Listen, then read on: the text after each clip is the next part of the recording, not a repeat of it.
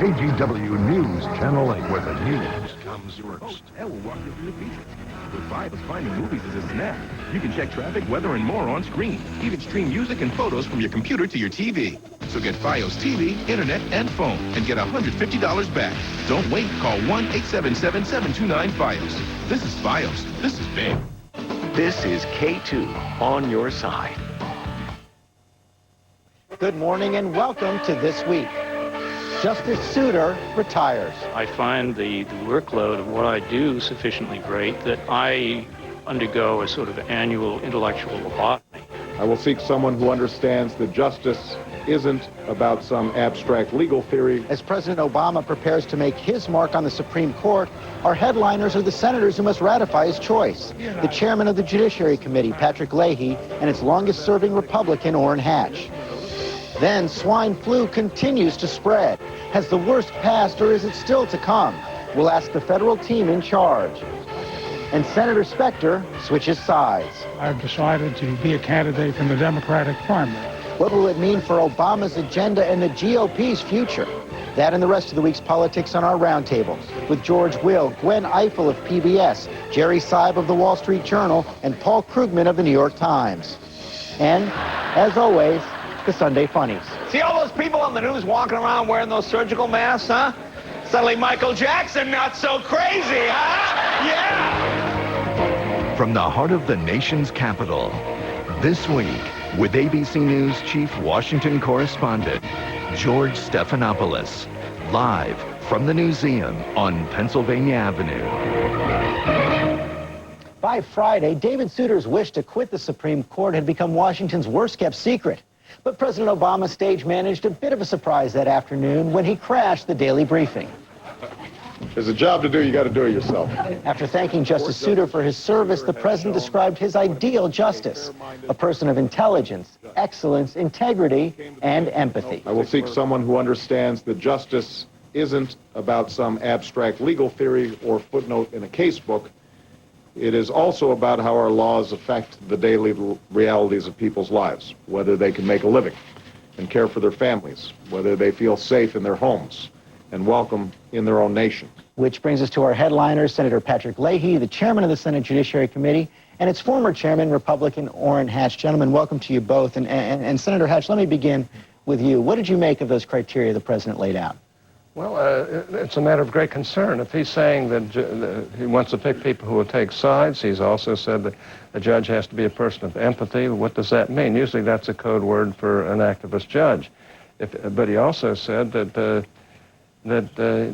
he's going to select judges on the basis of their personal politics, their personal feelings, their personal preferences. Now, you know, those are all code words for an activist judge who's going to, you know, be partisan on the bench. He did also say he wants someone who respects the rule of law and the limits of the judicial role. So it sounds like you're saying that you think there's a tension between following the law and following your feelings when you're a judge. Well, I don't think there should be a litmus test or any set of litmus tests when you pick people for the high court. And I suspect that the president understands that. He's a very bright guy, charismatic, intelligent, likable. And I'm hoping that he'll pick somebody of great dimension. We all know he's going to pick a more liberal justice. Their side will make sure that it's a pro-abortion justice. I don't think anybody has any illusions about that. The question is, are they qualified? Are they going to be people who will be fair to the rich, the poor, the weak, the strong, the sick, the disabled, and yet give justice to those who may not be sick? Chairman Leahy, let me bring you in on this, because what Senator Hatch is saying there, I've heard from a lot of other conservatives, this fear that the president's focus on empathy is a code for bringing a judicial activist to the court. Well, I've known President Obama long enough. He doesn't need to use code words. He speaks very plainly and very directly. I think that's why he won such a resounding victory in November. I talked with President Obama shortly before he did that press conference, and I think I have a pretty good sense. I'm going to be meeting with him when I return to Washington from Vermont. I have a pretty good sense of what he has in mind for a justice. What I would argue I'd like to know that, Pat. what I would argue is you walk into the Supreme Court, over the doorway there's a great big piece of Vermont marble, and it's engraved on it says equal justice under law. That's what you want to have. We've had a very activist court. We had an activist court that made a decision that allowed employers to covertly discriminate against women so that women wouldn't get paid equally. We in the Congress reversed that with a law. In fact, the first law that President Obama signed into law. I think he wants to have somebody who treats people all the same, whether they're Republicans or Democrats, men, women, whatever they might be. Let me press on that a little bit, Senator Leahy, because you have spoken with the president about it. And I just want to know a couple of things about that. Number one, did you recommend any specific candidates to the president? And number two, because others have not been shy about recommending potential candidates. Your colleague, Senator Schumer, has said the president should highly consider a Latino choice. I think there's a wide expectation throughout Washington that the president will pick a woman. Is that your understanding? And does President Obama risk a backlash if he doesn't pick a woman? Well, I think one of the reasons why the president and I get along well is that if we have conversations, you don't hear about them, you don't read about them afterward. I will make recommendations, some specific recommendations to him. I've also recommended that he sit down with both the Republican and Democratic leadership and talk about this. Now, ultimately, he's the one that has to make the choice of who he wants to nominate. We in the Senate then have to decide whether we will consent to that nomination, but I think he is eager to seek the advice of senators of both parties. I think he has some people that he would like to see, the type of people he'd like to see. Remember, he was a constitutional law professor. I do remember that. Should it be a woman, Senator? I would like to see certainly more women on the court. Having only one woman on the Supreme Court does not reflect the makeup of the United States. I think we should have more women. We should have more minorities.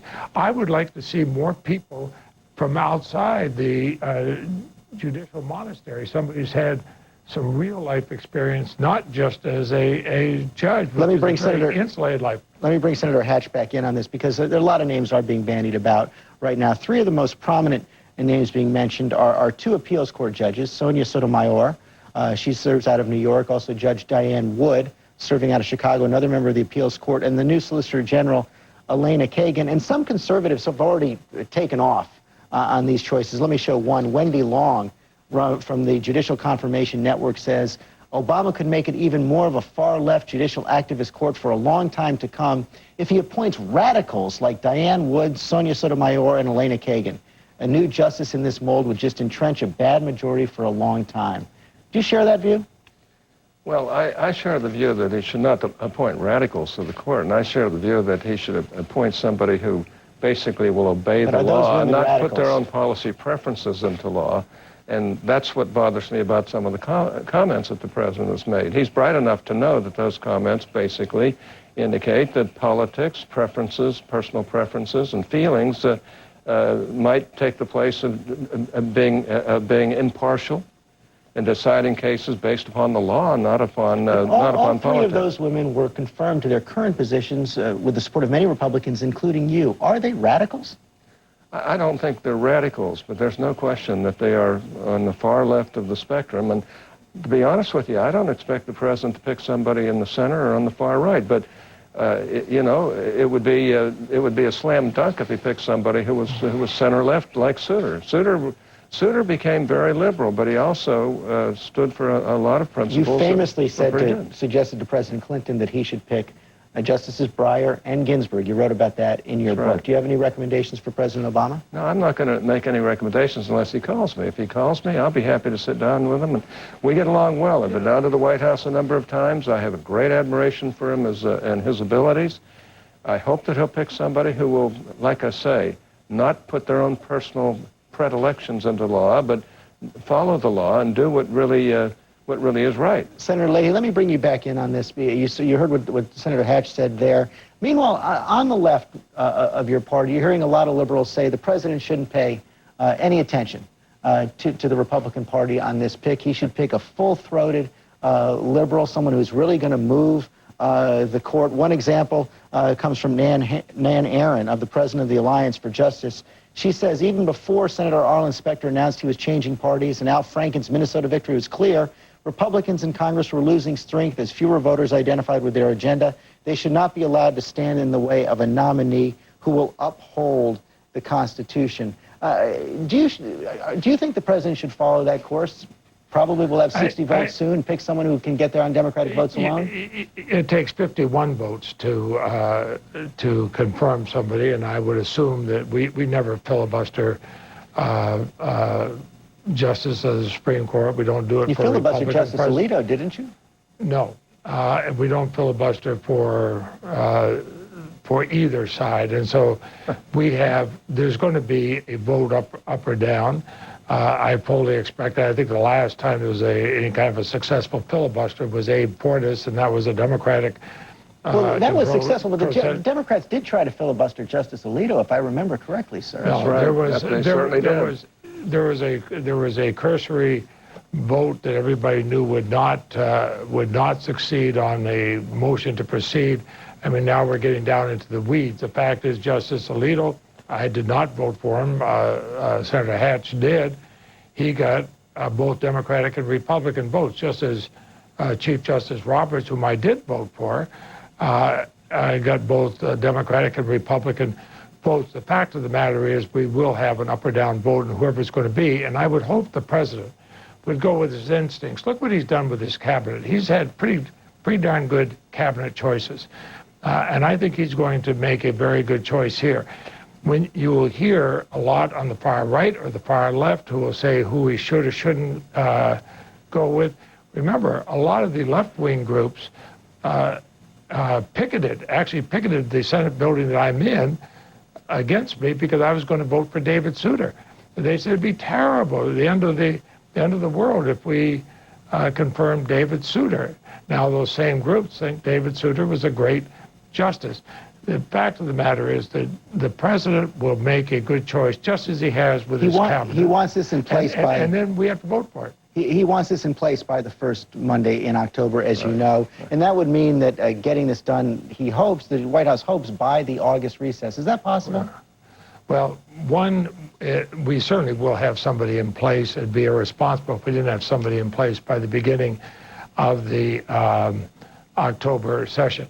I'll decide when we'll have the hearing on the person after they've been named, and after I consulted whoever's. Maybe Orrin could tell me who's going to be the ranking member. You set me up there, Senator. I want to bring Senator Hatch back in on this. On the Republican Party, but I will consult with the Republican leadership as well as the Democratic leadership. I will set a date for this, but I want to make sure everybody has a chance to see who the president's nominated. They have a chance to see their background and so on. But Orrin, tell me, who's going to be leading the Republicans? Go for it, Senator. Well, let me just say one other thing. Let me say one other thing. It's a good question. Well, we're going to get an answer, too. So I'll try and answer that. But what is interesting here is that President Obama himself voted against both Roberts and Alito. Now, these are two of the best nominees I've seen in my whole time here, and I've had an influence on everybody except Stevens, and so has my friend Pat. And that worries me a little bit. Pat voted for Roberts. He did vote against Alito, and they did want to filibuster Alito, no question about that. And it was along that vein. Now, I suspect that Grassley has first choice to become the ranking member on Judiciary. Well, you actually have first choice if you seek a waiver. Are you not going to seek the waiver? No, I do not. Well, no, of course not. But Grassley has first choice, then Cow, if Grassley stays on finance, and if Cow stays in leadership, then Jeff Sessions. So any of those three could wind up being... Are you expecting then Senator Sessions to be the ranking member? Well, I don't know. I know that he and Senator Grassley are trying to work out something, and we'll just have to see what happens. But I suspect, any of those three will be just fine. Terrific. Thank you both very much for your time this morning. And I can work with any one of those senators. They're longtime friends. We'll work out things. Then why did you give me such a rough time, Pat, all those years? You guys continue this off camera. We're out of time right now. Thank you both very much. And we are going to turn now to the swine flu. It continues to spread, but there are signs that the outbreak is smaller and less severe than first feared. Still, the government is warning against complacency.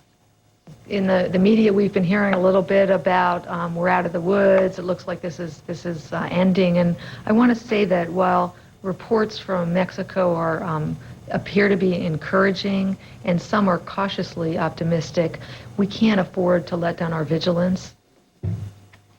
Let me bring in the federal team in charge of this effort, the Secretary of Health and Human Services, Kathleen Sebelius, Homeland Security Secretary Janet Napolitano, and the Acting Director of the Center for Disease Control, Dr. Richard Besser. And Dr. Besser, let me begin with you. I know you guys don't want to take anything for granted, but a lot of scientists have been looking at this, say there are signs that this virus is less potent, less deadly than past pandemics, and that some older Americans especially may have developed an immunity to this. What can you tell us right now, your latest analysis of this virus? You know, what I can say is that we're seeing encouraging signs, and that makes us all very happy. What we do when we get a virus, we look to see, does it relate to any other viruses? And then we look for things that are called virulence factors, those things that in the past have been linked to more severe disease. And what we've found is that we're not seeing the factors that were associated with the 1918 pandemic. We're not seeing the factors that were associated with other H1N1 viruses, and that's encouraging. Does that mean it's less likely to come back in a real strong way in the fall as the 1918 virus did? We can't say that. Every virus is new, and what it will do is new. And so you're hitting a critical point. What will happen during this spring and summer? And I don't think it's time to let our guard down. I think we have to continue in an uncertain situation to be aggressive, and that's what we're doing. Secretary Sebelius, let me bring you in on this. Of course, this leads to the question of a vaccine. Sure. I know researchers are looking at it right now. Are you prepared to say we should move to full-scale production and distribution? Well, what's going on right now, George, are two things simultaneously. We know that seasonal flu, year in and year out, hits millions of Americans. 200,000 people end up in the hospital, and about 36,000 people die every year. So we are ramping up and accelerating the production of seasonal flu vaccines to make sure that we kind of clear the decks. At the same time, one of the first actions taken by the Department of Health and Human Services was to bring together the scientists, the National Institutes of Health, the Center for Disease Control, along with the folks at Food and Drug Administration who have the oversight, with the manufacturers to begin the process to develop a vaccine for H1N1. They've identified a virus, it's being grown and tested as we speak, and ultimately the scientists will tell us whether or not production of that vaccine makes sense. And isn't there a trade-off there? I mean, you don't want to switch to production of the H1N1 vaccine because that could crowd out the ability to produce the seasonal flu vaccine. Well, the good news is we're in the right seasonal time. We can accelerate the seasonal flu vaccine, which we're doing right now, to be prepared and ready for what we know will hit this fall and winter. At the same time, we are in the stages of growing the virus, testing it, and we can be ready to do both simultaneously. This isn't an either-or. Secretary Napolitano, the government has given out guidance for the schools on what they should be doing. If someone, as I understand it, is infected in a school, or there's more than one case in a school, the school should close for up to 14 days. But you have not yet given out formal guidance on what offices, factories, and other workplaces should do. What should they be doing?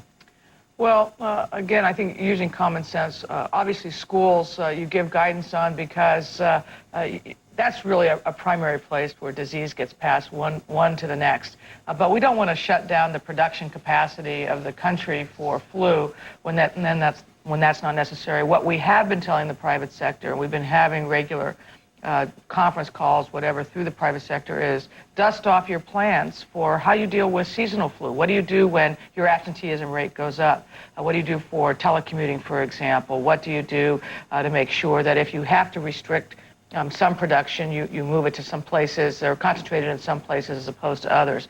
You know, every business owner has a different way of handling this. The number one thing is for people who are sick not to go to work. Once they don't go to work, we can begin the process of containing the spread of the virus. And you have to get the balance right, and we've seen a variety of responses to the crisis. In Hong Kong, they closed up, quarantined that entire hotel yesterday when there was one infection. We saw an example just the other day of a plane being grounded. Is that an overreaction? You know, we take our guidance from the best that science can give us, and we have great scientists at the Centers for Disease Control. What they told us was, if you're sick, you should stay home. If you have a child who is sick, you should keep that child at home. If you have sick children in a school, you should close that school, but that's not to let all the kids go to the mall, it's to keep them all at home. And that's the way you begin to mitigate the effect of the spread of this new flu. Real common sense standard. And Dr. Besser, let me come back to you now. You said we're not out of the woods yet. We have to be on guard. But what are the signs you're looking for to say, you know what, this isn't as bad as we feared? We are going to get through this. A number of things we're looking for. One is we're looking for an answer for why what we are hearing coming out of Mexico looks so different from what we were seeing here initially. We're starting to get some answers there. Here around the country, what we're looking for is how easily does this spread, and what is the severity of disease? And we're getting answers to that as well. And it's not spreading that easily, right? Well, it is spreading. It's spreading quite easily. And we have 160 reported cases, 21 states. We expect today that we're going to be confirming cases in far more states than that. So it does spread very easily. The word out of New York City, where they had a school cluster, is it spread very rapidly through that school. But what they were seeing was disease that was not that severe. And when it transmitted to people in the families, they were seeing disease that was not that severe. And that's encouraging. Secretary Sebelius, President Obama often talks about the problems he inherited from the past administration. He's not shy about that at all. Yet President Bush and his team did develop a national strategy for influenza coming out of the whole avian flu experience. Is this an example where the Obama administration inherited a solution from the Bush administration? And is the strategy you're following now rooted in the Bush strategy? Well, I don't think there's any question the planning that's been done in the last 5 years has been extraordinarily helpful. States are much more prepared than they were 4 and 5 years ago with emergency plans. The private sector has been engaged in that. In fact, the first time I met Dr. Besser was not involved in this situation, but he came to lead a meta-leadership conference that co-hosted by Kansas and Missouri with 1,000 people from the private and public sector to talk about a pandemic flu outbreak. So people have been prepared and ready, and I don't think there's any question that former President Bush had a strategy and resources were put in, and that's all very good news. And, you know, the aggressive ability to get out in front of a virus like this is so very important. And I think President Obama made sure that his team was in place early on, that we acted on this appropriately, that we're working with public-private partnership, and that we're really ready to do what it takes to keep the American public safe and secure, which is the #1 priority. That hasn't meant, Secretary Napolitano, you've been immune from criticism. You seem to take it from all sides up on Capitol Hill this week. A lot of senators saying you should be shutting the border down right now. Yet, on talk radio, complaints that the media and others are hyping the threat. Take a look. You look at the degree and the level to which the media is elevating this to a panic, and you have to say, why? Well, because this is the kind of thing, create crisis and panic, and it just has more people clamoring for the government to do something, for the government to fix it. Government overreach is the charge. What's the response? Oh, no, not at all. When you think about where we were a week or 10 days ago, we had a new strain of flu. We didn't really know what its lethality was going to be. We didn't know how quickly it was going to move. And so we had to move, because once you get behind flu, you can't catch up. You have to get ahead of it. And we took as our #1 guide, what do the doctors tell us to do to act for the safety of the American people? Now, as we go through it every day, we can adjust because they know a little more, particularly they know a little more about what actually happened in Mexico. So our guidance has been, get prepared for the worst and be able to then adjust as we go through the actual cycle. But for today, we're ahead of it? Today we have done, I think, everything that we could do, yes. Thank you all very much. The Roundtable is next with George Will, Jerry Seib, Gwen Ifill, and Paul Krugman. And later, the Sunday Funnies. And President Obama got exactly the gift he wanted, an adorable new senator. I just hope he's housebroken.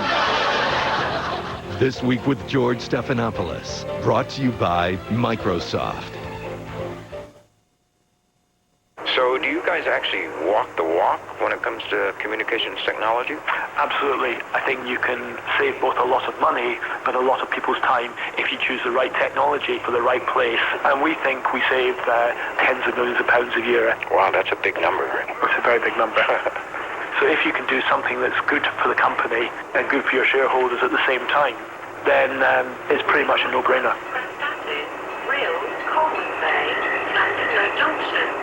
I just don't think we're going to be able to wean ourselves off of oil as fast as everyone would like to. Oil companies have to diversify.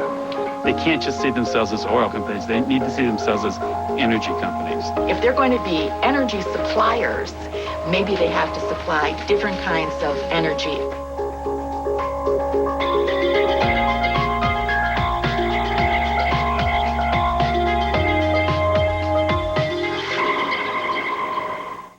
When I first saw Joshua, it was, oh my gosh, this guy's on eHarmony. I didn't want anyone to know that I was secretly having someone else find someone for me. I was done dating. When you own your own business, there's no time to go out, so I went on eHarmony to let them find Mr. Right for me. Now, review all your matches for free when you get started at eHarmony.com.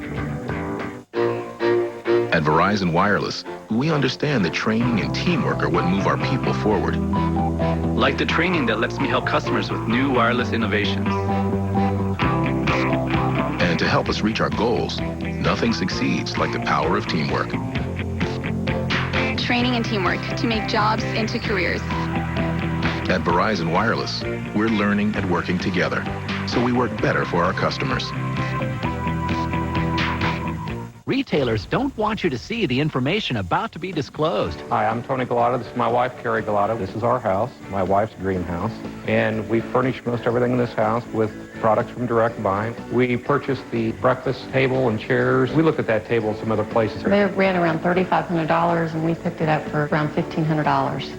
If you're building, remodeling, or simply redecorating a room, there's now a way to buy virtually everything you need at prices you never imagined possible. We've saved, I think, well over $20,000. Just on our kitchen alone, we saved almost $10,000. It adds up to about a $30,000 to $40,000 savings overall. Call the number on your screen now to receive your free insider's guide to buying direct. Plus, you'll also receive a free visitor's pass for an exclusive tour of your local Direct Buy showroom. Call right now to get started buying the Direct Buy way. Stop paying retail and become part of Direct Buy, the private members-only showroom and design center. Don't wait another minute. Pick up the phone and call now.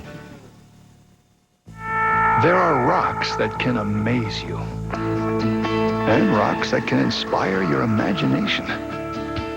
Rocks that can touch your heart, soothe your senses, or help you enjoy a little free time. Yes, a rock can do a lot of things, but only this rock has what it takes to help you plan for a rock-solid retirement. Let Prudential be your rock for retirement. We will be right back with the Roundtable and the Sunday Funnies. This week with George Stephanopoulos from the Newseum in Washington, D.C. We'll continue in a moment after this from our ABC stations. Did you see that on Good Morning America? One day Diane's there with our new president. Then the next, she's out all across our country, all across the planet, breaking through. Hey, like no one else. I mean, is there any door she can't open? And Robin, she's like everywhere. Talk about making a difference. She's got the strength and spirit to move mountains. And you ever hear the sound of red tape being cut? Well, that's Chris, getting things done. All the while, Sam's out there, knee-deep in like every storm. Hey, no wonder they were voted the best morning show. This is K2 on your side. Here at Wilsonville Toyota, we understand accomplishment. Accomplishment can be the desire to never give up. Accomplishment means going that extra mile.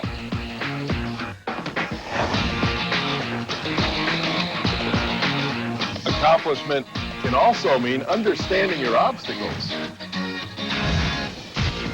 Come visit Wilsonville Toyota, Portland's only winner of the 2008 Toyota President's Award for great customer service. There are sales, and then there's Sleep Country's Super Sale. Save up to $500 on a great selection of firm, plush, and pillow top sets from Simmons Beauty Rest and Sealy Posturepedic. Save up to $300 on fashion beds, futons, and convertible sofas. Get 24 months free financing plus a free bed frame with Tempur-Pedic or the Sleep Number bed. There are sales, and then there's Sleep Country's Super Sale.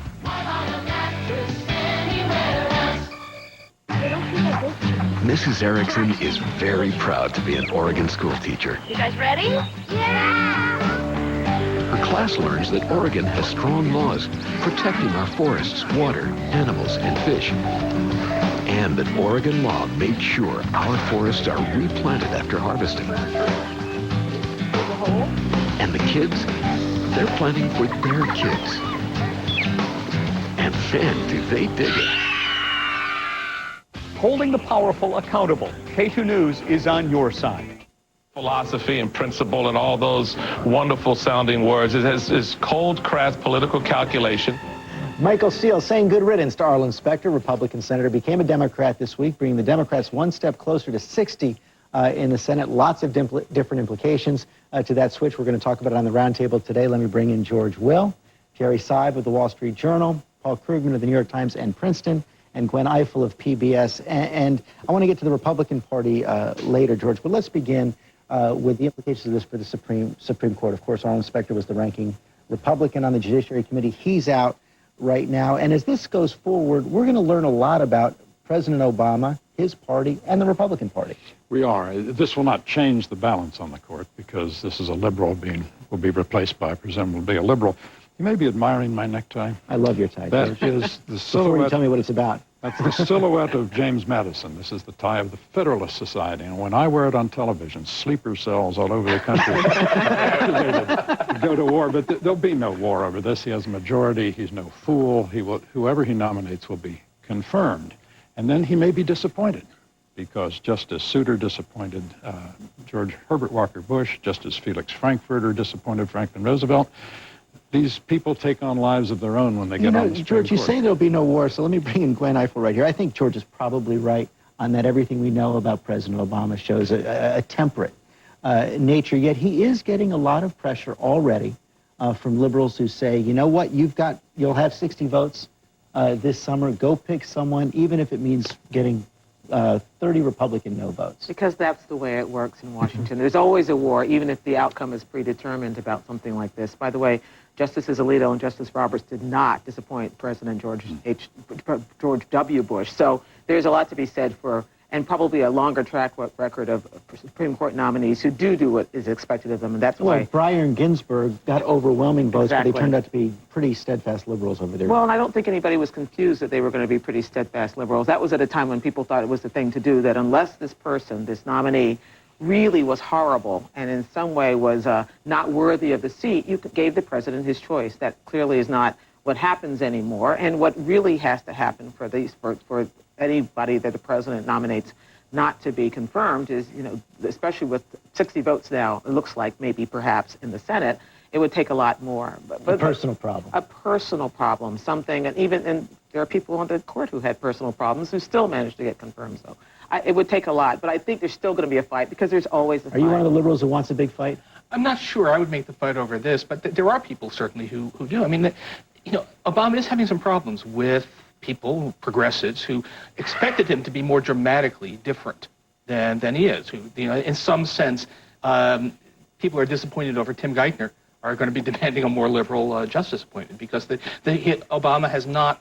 You can say lots of good things, even progressives will, but he has not been quite the crusader for liberal causes that a lot of people had hoped he'd be. And Jerry, I was talking to a White House official over the weekend who said the president's not looking to throw a grenade into the middle of this process, but he did lay out an interesting series of criteria, very deliberate, on Friday afternoon. Everyone's focusing on the empathy, but he also talked about integrity, excellence, and respecting the rule of law. Right, and you used the term independence of thought as well, and you're right, everybody's focusing on empathy because nobody's quite sure what that means.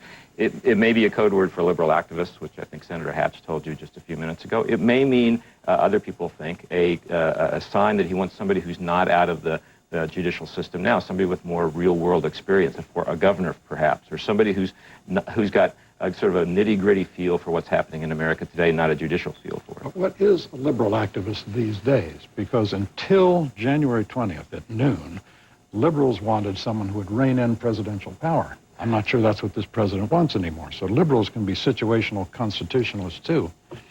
And then the president has said in the past, if you look back at his service in the Senate, also during the campaign, that he does value people who come from outside the judiciary on the one hand, but also that he wants someone especially who will stand up against overreaching executive power. So it's going to be a fascinating series of hearings, but Gwen, it also will I think, set up a series of possible traps for both Democrats and Republicans. For Democrats, the risk is overreach. Trying to do too much, trying to go too far with the pick. For the Republicans, it could be put in a real box, especially if President Obama picks, as some people think he will, the first Latino for the Supreme Court, who happens to also be a woman, Sonia Sotomayor, only one possibility. And actually, that would be very tempting for the president to do that, just to put them in that box. I mean, I find it kind of, the whole situation would be kind of nice. It's nice to have a different a code word, the empathy, instead of litmus test, which has always been our code word before. And we never really knew what that meant either. That was also one of those words or terms that was used depending on where you came from. So yeah, they're both in the box. I do agree with Paul that the liberals really would like an opportunity to push this president a little bit more, because they don't think he has been sufficiently liberal to suit their taste, but I don't think they'll object to anything that he comes up with. And in the short run, Paul, whoever he picks is not going to, as George suggested at the top, going to change the nature of the court dramatically, unless this person has a special ability to get Justice Kennedy to switch sides on most big issues. But think about the timeline here. You know, just 4 years ago, we were looking at, everyone was saying, we have a permanent Republican majority. We're going to have a definitively conservative Supreme Court. It's really all going to change. And all that has changed now. So, yes, the person may not be more liberal than Souter, but the person will be younger than Souter. And so we're going to end up with and Obama will probably get other appointments. So we're going to be looking at a court that is, in fact, not going to be that right-leaning court that almost everybody thought was inevitable. And, Jerry, let me pick up on that, because I know that the thinking in a lot of the circles around the administration is that this is the first of 3 picks for the president. There's actually been a very elaborate sequencing worked out. Souter decided to retire only after he checked with Ginsburg and Stevens. Next year, either Ginsburg or Stevens will retire. The year after that, the last one will go, and the president is expecting, no guarantee, but expecting 3 picks. I think that's right, and you would just look at the actuarial tables going into the administration and think that that's a likely way to look at it, and it actually enables President Obama to kind of strategize how he picks, what kinds of people he picks, knowing that the one pick isn't the last one, it's the first of several. But it's also worth remembering, I think, that there's still going to be a fairly young conservative bloc on this court. You know, the Roberts-Alito alignment, they're not going away anytime soon either. So this is going to be an interesting time to remake the court, or not remake the court, as you suggest. There's one other thing I would mention here that I think has gotten relatively little attention. You cannot have this hearing at this time and not have the abortion issue come up, and it's really the first time in the Obama presidency when that is going to be raised. And I'm not sure that's really what the White House wants to engage in a debate about right now, but you can't really avoid it. I was talking with a conservative Republican senator earlier in the week, and I asked him, I said, when does abortion arise as an issue in this administration? He said, not until there's a Supreme Court vacancy. And then 2 days later, the there president was a Supreme was pretty Court clear vacancy. Wednesday night at his press conference when this question of the Freedom of Choice Act, which would codify Roe v. Wade, come up. He said, listen, I'm for it, but it's just not my priority. I don't want to push it. Well, now, right we'll now. see. Yeah. Well, one thing the president could do here is to do something that would break the streak now. We have 9 justices who are former appellate judges. And he could go for the Earl Warren model, someone from politics. Now, Earl Warren famously would have a law come before him, and its constitutionality would be challenged, and he'd say, well, is the law right? Is it nice? Is it good? Interesting questions, but not judicial questions. The question is it constitutional? There are lots of things that aren't right that are constitutional. He may do that, and I have to say, as someone who's been in the middle of some of these meetings to pick a justice, that is always the first inclination at the first meeting. You want something way outside of the box, something that, someone in the Earl Warren model, and then the longer the process goes on, well, you go back to that appeals court just about every time. It's happened, as you say, 9 times in a row. Cautionary word. Harriet Myers was outside the box. Outside the box as well. Let's switch subjects. Another fallout from the Specter switch, obviously, the question of what does this mean for the Republican Party. There's been a lot of soul-searching, even though Michael Steele and others, Gwen, saying that this says a lot more about Arna Specter than it does about the Republican Party, yet it comes at a time according to our Washington Post ABC News poll, that the Republican Party is at its lowest point in more than 25 years. I think 21% people identify as Republicans anymore, which may have something to do with just sinking party identification all around. But what's interesting about this is the refreshing nature of Arlen Specter's admission. Even though straight out there. he did say at some point, well, the party left me, I didn't leave the party. But then he went on to say, I looked at my polls. A politician who admits that he reads the polls, even the president won't do that. We know that's not true. He's admitting that he can't win. Now, what that also raises the question of is whether it's more important that he be reelected than that the Republican Party of Pennsylvania, however it's composed, be represented.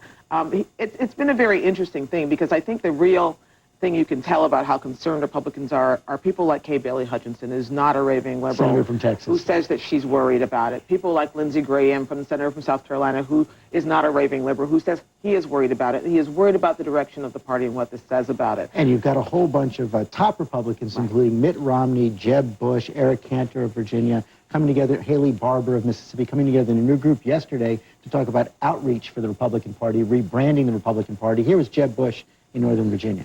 Our ideas need to be forward-looking and relevant. I felt like there was a lot of nostalgia for the good old days in the messaging, and it's great, but it doesn't draw people towards your cause.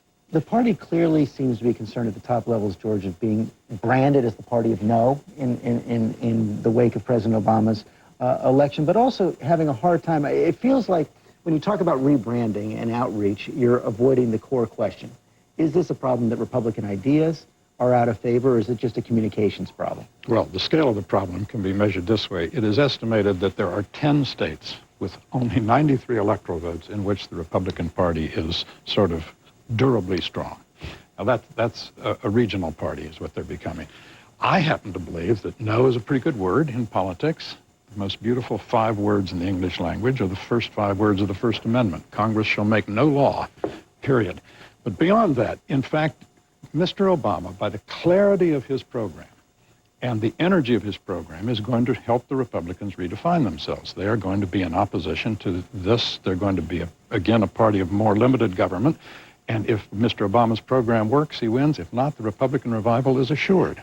But, just think about rebranding. So who do they get together to rebrand the Republican Party?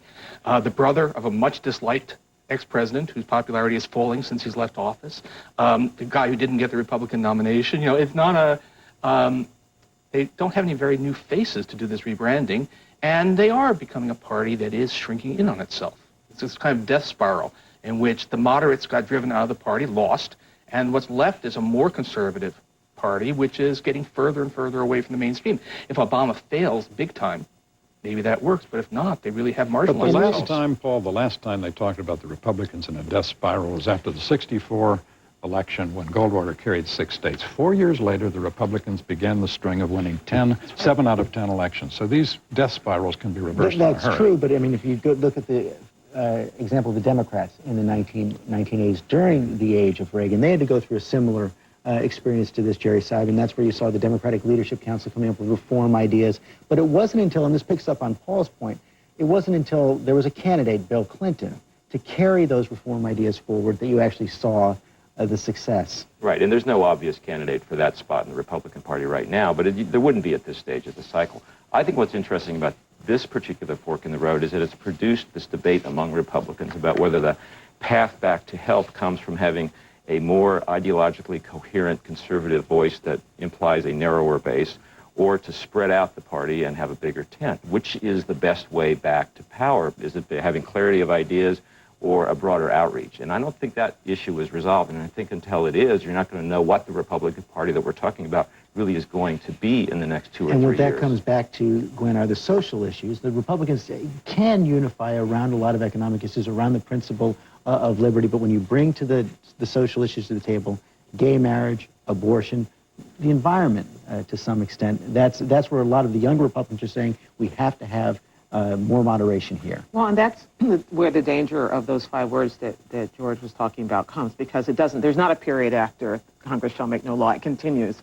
And I spent the past week in St. Louis talking to people who kind of aren't in our bubble and are watching this very carefully, and who didn't necessarily vote for Barack Obama. I mean, Missouri is the one battleground state he didn't win. And they seem to be really patient with the possibility of government's role. Now, they're a little nervous about the deficits, a lot of folks. They're a little nervous about the spending. But they're also saying, completely in sync with the polls we've been reading, that they think maybe this might work, or they don't know where else to go. But I don't think telling these people that we're going to say no to everything, to every possible solution, is the message that Republicans really But one of the need to president's send. solutions that's not so popular is one that he had to deal with this week, and it was the bankruptcy of Chrysler, and the president seemed quite defensive about the fact that the government was taking such a large stake in so many private businesses at his press conference on Wednesday, and he was actually asked about what kind of a shareholder he would be. I don't want to run auto companies. I don't want to run banks. I've got 2 wars I've got to run already. But I know that if the Japanese can design a affordable, well-designed hybrid, then doggone it, the American people should be able to do the same. So my job is to ask the auto industry, why is it you guys can't do this? I assume the president is talking about the Prius. It's affordable because Toyota sells it at a loss. And it can afford to sell it at a loss because it is selling twice as many gas-guzzling pickup trucks of the sort our president detests. So as an auto executive, he's off to a rocky start. Now let me ask people around this a question. If the UAW is going to own 39% of General Motors and the government's going to own 50%, how do you negotiate? Since you've got a government in part elected by the UAW, negotiating with the UAW. And then there's Chrysler. If Chrysler is going to be owned 55% by the UAW, is the UAW on both sides of the table when they negotiate a contract? Well, this is ultimately, all of this is going to depend on a continuing inflow of money from Washington. So ultimately, the government is the shareholder, and that's the point in a way. Now, in a way, that's probably going to ensure tougher bargains because this is tremendously unpopular. And the president did drive a hard bargain. The UAW already had to give a lot of concessions. We've gotten significant wage cuts here. Now, it may not be enough. There's a problem. And this is certainly not a problem. This is not something Obama wanted to do. But it was not conceivable to just let the thing collapse without doing something, without at least delaying the process. This is, I think, mostly about making things move in slow enough motion that we might have an economic recovery before everything goes. And Jerry, the administration considers it, I think, a major victory that Chrysler, they believe, will be a viable company, they hope, when it comes out of bankruptcy. But the difficult question, I think, on both Chrysler and GM is, okay, the government is in there now, but what everyone has to figure out is the exit strategy, and no one knows what that is. No, and John Dingell, the congressman from Michigan, been around forever, told me when this all came up, he said, I was a bankruptcy lawyer once. People forget how hard it is to get out of bankruptcy. It's much easier to go in than it is to get out, regardless of what people say at the moment like this when it all starts. So I think the exit strategy is the question here. I don't know what it is. I'm not sure anybody knows what it is. But I agree with Paul. I don't think Barack Obama wants to run auto companies, but that doesn't mean he's not going to be stuck doing it for a while.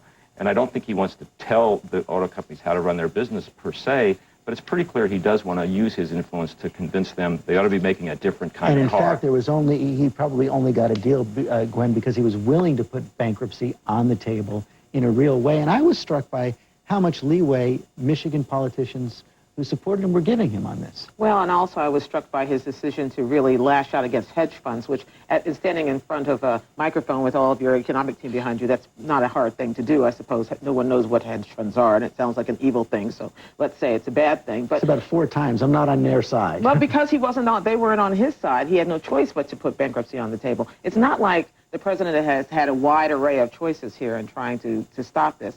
Their way of looking at it is that there was not an option for failure for these auto companies. And so then, if you assume there's no option, that you're not going to let them collapse, then what do you do?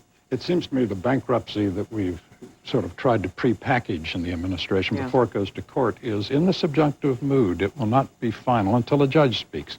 And the president is proposing overturning certain premises of bankruptcy law. Second, we talk about an exit strategy. 30 years ago today, Margaret Thatcher won the election that made her prime minister, and we had the retreat of the state continued for almost 30 years. Now it's been reversed in a big way, and I'm not convinced that once the political class comes to relish the pleasures of having this enormous slush fund to intervene in the economy, turning bank loans into shares in the banks, etc. I'm not sure they're going to want to exit at all. No, I can't predict, but right now, let me tell you, they really don't want to run banks. They so badly don't want to run banks, I think it's actually kind of hamstringing their ability to deal with them, because they don't want to go where they just went with Chrysler on the banks. And this is definitely not a socialist-minded administration. So how do you get out, though? You know, the only thing you can say is auto sales right now are so low that looking at the current situation is not a good guide, right? At current rates of sales, it would take 27 years to replace the existing stock of automobiles. So we know that automobiles, cars don't last that long. So automobile sales are going to go up. So things are going to look better, even if they do nothing, even if they just hold the fort. Not enough to make these going concerns as currently structured, but maybe it's going to be easier. What looks impossible now may look doable in a year. There's an interesting political effect that you referred to briefly, George, which is that in the White House, people are sort of likening the president's willingness to use the bankruptcy threat and follow through on it here to Ronald Reagan's firing of the air traffic controllers, to say that you show toughness, it has an effect on the immediate situation, it has a ripple effect down the line, that it makes people realize you're willing to do tough things. Now, it may or may not turn out that way, but there's the potential here, as messy as this current situation is, to have a sort of a broader impact. And the hedge funds may be even less popular than the air traffic controllers were. That's almost certainly true. In 1981. George, we only have about a minute left, but the political world lost a star. The Republican Party lost one of its stars overnight. Jack Kemp, of course, former congressman, former vice presidential candidate, HUD secretary under Ronald Reagan, succumbed to cancer last night. He was a good friend of yours. He was a good friend. He was a good friend to all people who encountered him. He was a big-hearted man with very strong convictions, but didn't know how to make an enemy and didn't know how to hold a grudge. He was just a terrific fellow. And always an optimist. And Gwen and I were talking before, didn't seem that possible he could be 73 because he was such a youthful guy and had that sort of youthful energy start to finish of his political career. I covered Jack Kemp when he was at Secretary of HUD and also when he ran for vice president, and he was the original happy warrior for the Republicans as opposed to the Hubert Humphrey mold. He was kind of that way. He really thought he could be elected vice president in 1996 when nobody else thought so. And he also thought he could expand the Republican Party and make a broader umbrella, something which has proven not to be so. And one of the nicest men you'll ever meet in politics. This roundtable is going to continue in the green room on abcnews.com, and when we come back, more of remembering Jack Kemp. Literally, people are drowning out there from excessive taxes. And the thing that I The Roundtable is brought to you by Chevron. The world is changing, and how we use energy today cannot be how we use it tomorrow. There is no one solution. It's not simply more oil, more renewables, or being more efficient. It's all of it. Our way of life depends on developing all forms of energy and to use less of it. It's time to put our differences aside. Will you be part of the solution? Chevron, human energy.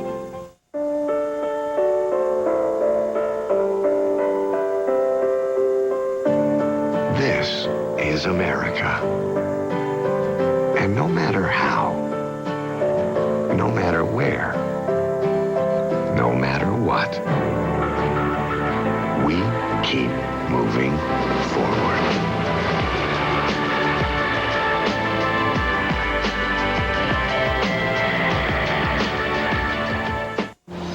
When my allergies hit, I've got a great new way to hit back. I get Claritin Clear with new Claritin Liquid Gels, the first and only non-drowsy allergy medicine with pure liquid power. Claritin Liquid Gels, a powerful new way to live Claritin Clear. Why is it raining? Who's the rain? Roger that. No rain, no rainbows. Could you tell us what's going on? Yeah, the cake is en route, the tulips just arrived, and the groom is... He's getting cold feet. I'm okay. No, I'm not. Look, we gotta go now. The light's perfect. We need the stunt groom now. What's a stunt groom?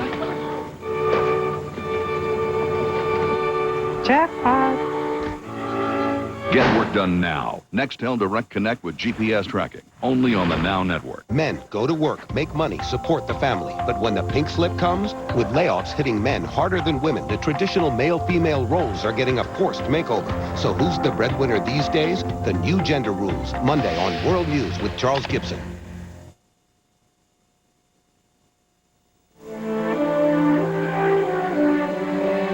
Now, in memoriam.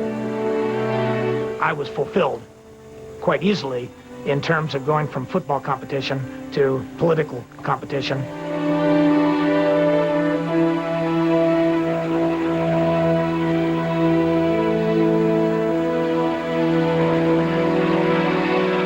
The entire world is looking to America for inspiration and leadership. More than ever, we are the bright signal in an otherwise dark night. I shall not seek and I will not accept the nomination of my party for another term as your president.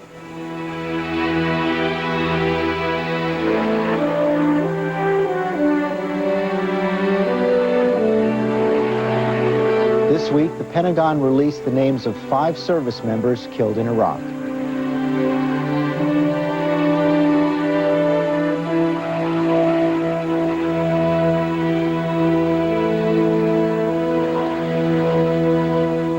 We'll be right back. I'm Mo, and this is my Citgo. Corpus Christi is growing a lot, yet we all come together to make this town a better place. I give back by helping kids make better choices. And to keep growing, our community depends on Citgo for reliable supply of fuel. And everything else, it needs to keep moving. Every Citgo is locally owned, and there at every turn. My Citgo plays a vital role in this neighborhood. We're local and loyal, like it should be. At Verizon Wireless, we understand that training and teamwork are what move our people forward. Like the training that lets me help customers with new wireless innovations. And to help us reach our goals, nothing succeeds like the power of teamwork. Training and teamwork to make jobs into careers.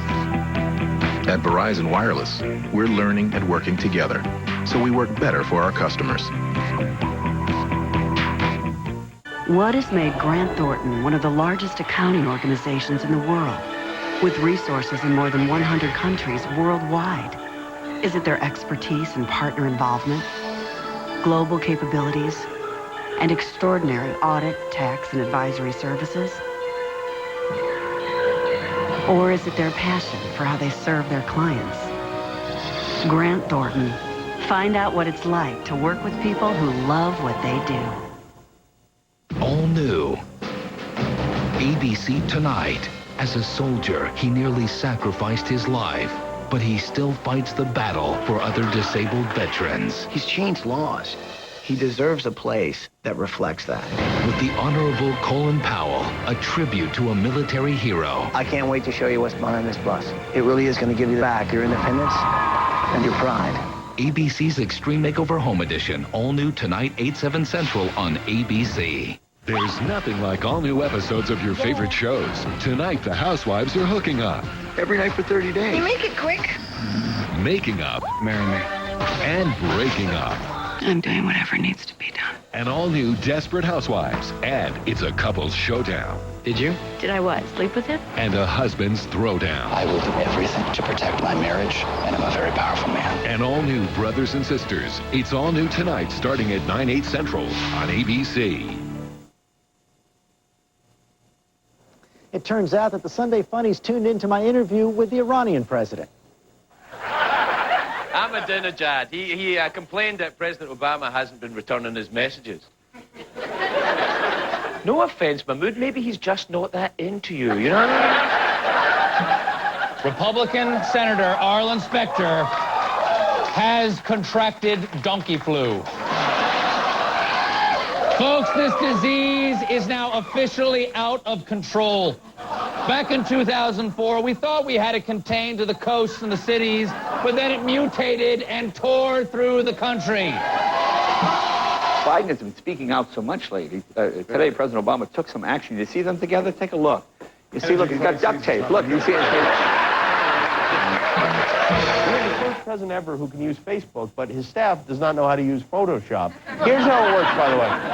This is the Statue of Liberty, and look at this. Voila, here's Air Force One flying by it. Look what else we can do here. We can have President Obama actually walking on the wing. And that's our show for today. Thanks for sharing part of your Sunday with us. We'll see you next week.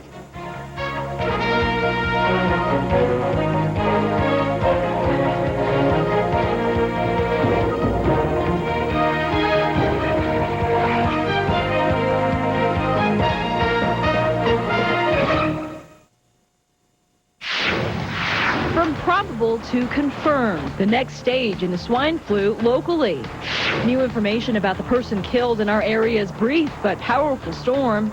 The mystery of the missing parent. We just want Savannah. We want to get her to the vet and make sure she's okay. The lengths the local family has gone to in reclaiming their prized bird, even getting help from a pet detective. Live at 5, this is K2 News on your side. Good evening, everyone. Thanks for joining us. I'm Anna Song. Oregon now has its first 3 confirmed cases. Alone does not make you rich. It's your financial intelligence that makes you rich, and that's why the rich are getting richer. I would absolutely recommend Rich Dad's education to others. It's time for you to get smarter with your money. New information and updated stories. K2 News at 11 on your side.